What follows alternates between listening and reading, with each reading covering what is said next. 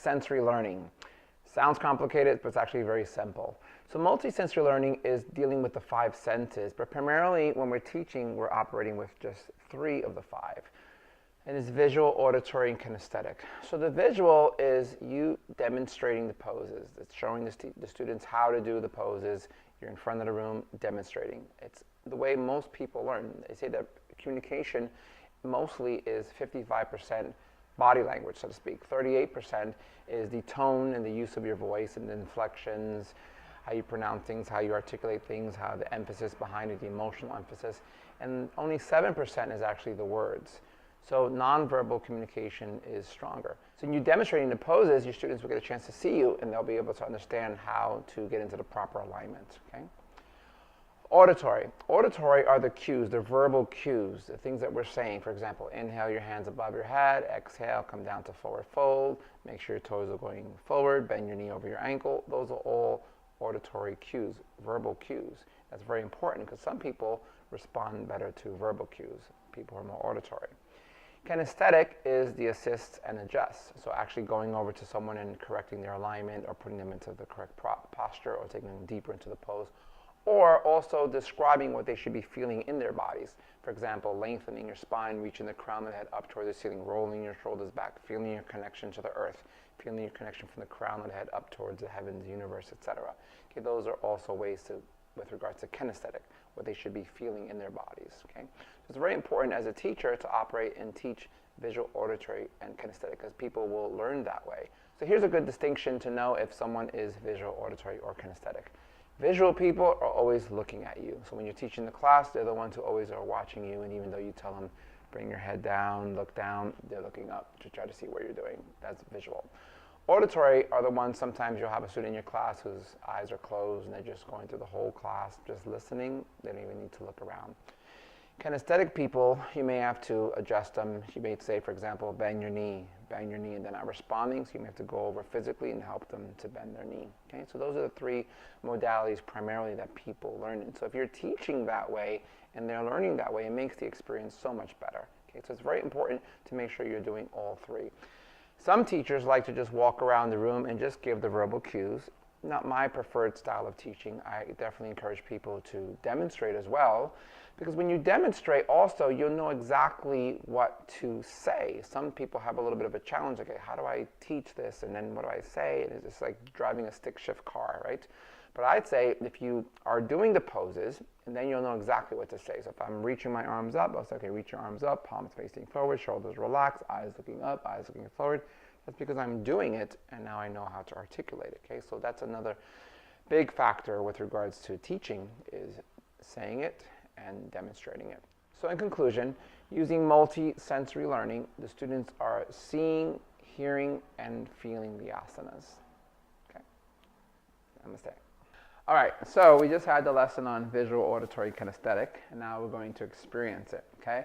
So I'm going to have Nicole take you ladies through a few poses only using certain of the modalities that we just talked about, okay? So she's going to take you only visually, meaning no talking and no touching, only demonstrating. You're going to take them through these 3 poses, okay? Pretty simple, okay? So you can face that way and they can follow along and we'll see if she achieves the goal. Good luck.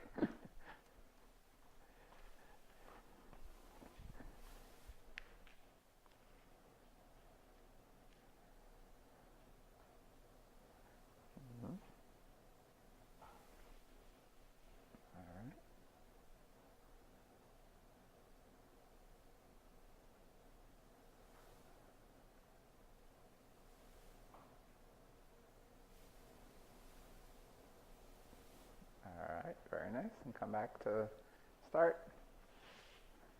Excellent. All right, good job, ladies. So what were the 3 poses that she had you do? Warrior 1, Warrior 2, and Triangle. All right, good job, good job. So that was usually only visual, right? Demonstrating. So it's very easy to follow along. Doing verbal cues. So now she's only going to say it. She's not going to do it, and she's not going to touch. So she can't demonstrate and she can't adjust you. Okay, so only with her verbal cues, she's going to take you into these. Okay, so those are those there, just as a reminder. All right. All right, here we go. Good luck. Okay. So bring your feet together, hands at your sides, roll the shoulders back, keep the head up straight, keep the body erect, keep the pelvis aligned, root through your feet, send your arms up, relax your shoulders, head is straight and erect, and stay within this position. And now release your hands, bend down and forward. Bend your knees if you need to. Let your hands dangle towards your feet. Relax your head, relax your neck. Shake everything out, let any tension go. Keep a micro bend in your knee if you need it. Hands on your shins or hands touch the floor, coming up, flattening your back, keeping your neck straight. Releasing back down, folding, hands touch the ground, relaxing the head and neck and shoulders. Bending those knees and rolling up, vertebrae by vertebrae, head and neck last to come up. Once you reach the top, take 3 shoulder rolls back, 3 shoulder rolls forward.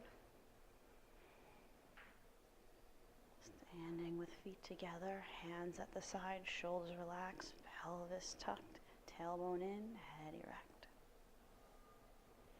Thank you. So for the last one, this is the best one. No talking, no demonstrating, only through touch, only through adjustments. Will be that, that, that, and that. We'll have to move them into it, right? Yes. All right, so no demonstrating, no verbalization. So from here, no more talking, only adjusting them, okay? To make it really, really fun, because then once one sees what the other one's doing, then we're gonna know. So you girls can close your eyes, okay? This is gonna be fun. All right, good luck.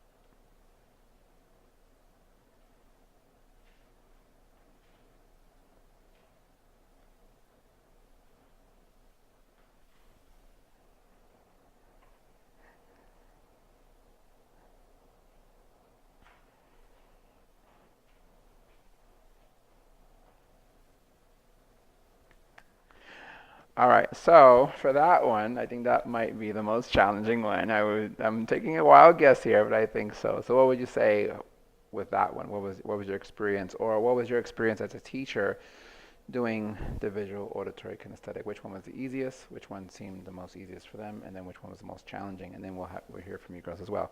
Okay, so go ahead and just hold it from here. Just tell us your experience. So visual was definitely the easiest for me. I'm a visual person, so it was seamless to get you visually into the pose. But as of teaching yoga for so many years, the auditory wasn't too far behind. The challenge was not to lift your hands or not to move your hands or feet into those positions, to include it with the visual and the auditory.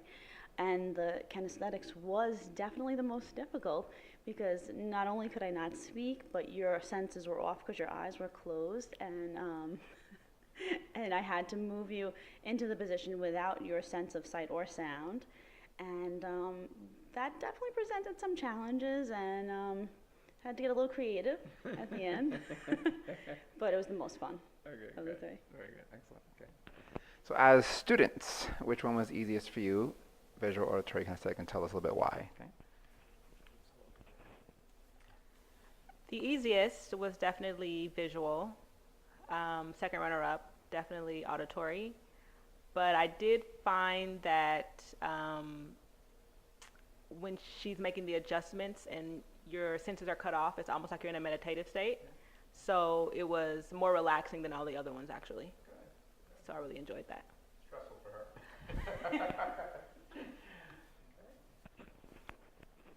So for me, I'm usually an auditory learner, but in this case, visual was easiest. Auditory was second. Unlike being in a meditative state, it was more stressful for me with the adjusting, because my eyes were closed and I felt like I didn't have any control. So that was a little bit stressful, and it required me trusting. So yeah. All right, so there you have it, visual, auditory, kinesthetic, multisensory learning. So definitely incorporate that into your yoga classes, obviously as teachers, and those of you at home. As a teacher, you heard it right from the students, you witnessed it. It's the first time they've ever done this exercise. You can see how visual, it was very quick. They were able to move quicker and then get the poses fast. Auditory, not that bad. Kinesthetic was more of a challenge, but depending on the level of the student. So one student experienced it as a meditative state. The other student experienced a little bit of stress because she couldn't really see what was going on. So it's a good lesson for you. Hope you enjoyed multisensory learning, visual, auditory, kinesthetic. Namaste.